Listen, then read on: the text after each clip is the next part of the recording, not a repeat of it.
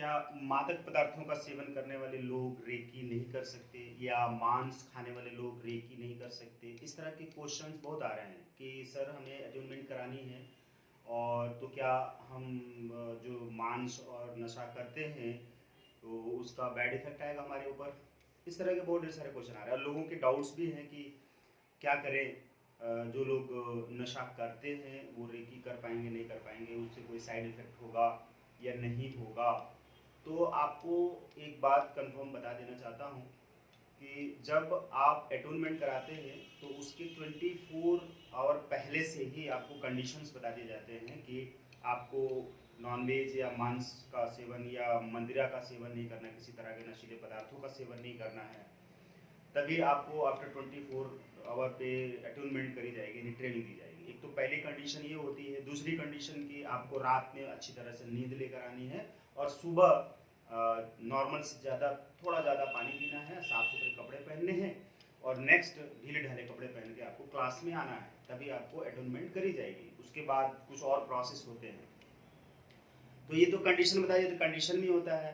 अब बात आती है कि अटैनमेंट आपने करा लिया, उसके बाद क्या करना है? जब आप रेकी दे रहे हैं अपने आप को किसी और को, तो उस समय आपको क्या करना चाहिए? तो 4 घंटे पहले, अगर आपकी मजबूरी है नशा करना या मांस खाना, तो 4 घंटे पहले आपने ये सब कर लिया, खा पी लिया, उसके 4 घंटे बाद ही आप रेकी दे सकते हैं और रेकी देने के 4 घंटे बाद ही आप खा पी सकते हैं।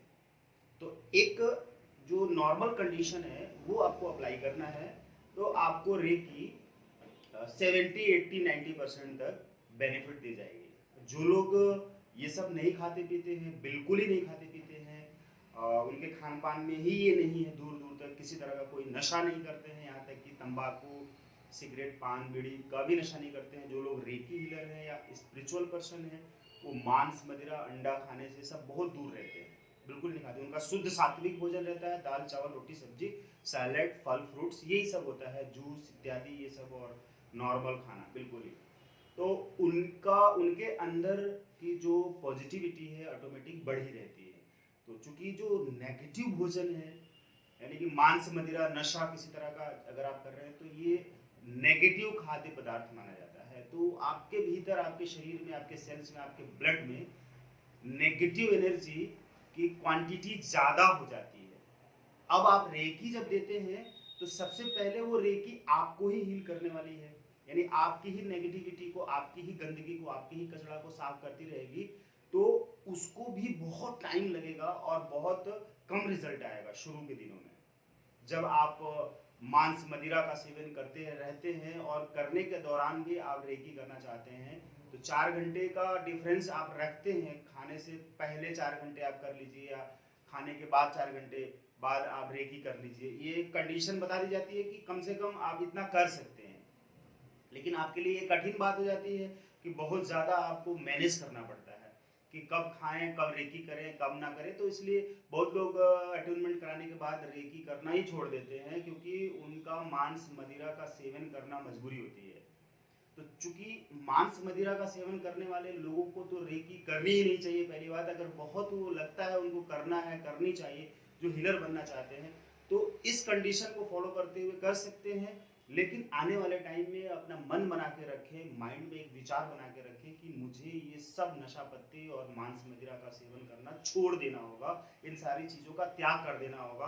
और रेकी शक्ति आपको उसमें बहुत हेल्प करेगी, क्योंकि डिवाइन एनर्जी है, प्योर एनर्जी है। जब आप हील करते हैं तो यूनिवर्स से आपके भीतर वो divine energy, pure energy, reiki energy अंदर जाती है, तो आपकी गंदगी को रिमूव करती है, क्लिंच करती है, आपके भीतर की गंदगी और नेगेटिविटी को समाप्त करती है। सिंपल है, और पॉजिटिविटी बढ़ाती है। तो तब धीरे धीरे धीरे धीरे आपके अंदर इनर पावर आप बढ़ती चली जाती है। आपकी इनर पावर बढ़ती है, आपकी प्योरिटी बढ़ती है, आपकी जो डिवाइन पावर है वो बढ़ती है, रेकी एनर्जी की क्वांटिटी बढ़ती है। तो जो नेगेटिव स्टोर है आपके अंदर, नेगेटिव एनर्जी स्टोर है हर तरह के खान पान से या बातों से या सुनने की वजह से या थॉट्स की वजह से, तो आपके सेल्स गंदे हुए हैं, ब्लड में गंदगी है, तो उनको प्यूरिफाई करते करते करते करते कुछ टाइम तक आपके अंदर नेचुरल एक थॉट आएगा, मन से एक विचार आएगा कि अब मुझे ये सब नहीं खाना पाना पीना, ऑटोमेटिक ही आपके विचार आ जाएगा और आपकी जो कॉन्शियस है वो स्ट्रांग हो जाएगा, विल पावर बढ़ जाएगी आपकी। जब विल पावर बढ़ जाएगी तो नेचुरली आपका ध्यान शुद्ध सात्विक भोजन पर चला जाएगा और जो गंदे भोजन है, खान पान है, नशा पत्ती है, वो ऑटोमेटिकली रिमूव हो जाएगी, क्लीन हो जाएगी। तो ये प्रोसेस होता है। तो रेकी से आप अपने नशा और खान पान, जो गंदे खान पान है, वो भी छुड़ा सकते हैं इजिली। लेकिन आपके मन को थोड़ा कंट्रोल करना पड़ेगा, कि स्ट्रांग बनना पड़ेगा, कि तैयार होना पड़ेगा कि मुझे ये करना है। एक सोच डेवलप करनी पड़ेगी कि मुझे अपने भीतर की गंदगी को साफ करना है, तो रेकी लेना होगा, रेकी अट्यूनमेंट कराना होगा। तो इस तरह से आप कर सकते हैं। Thank you.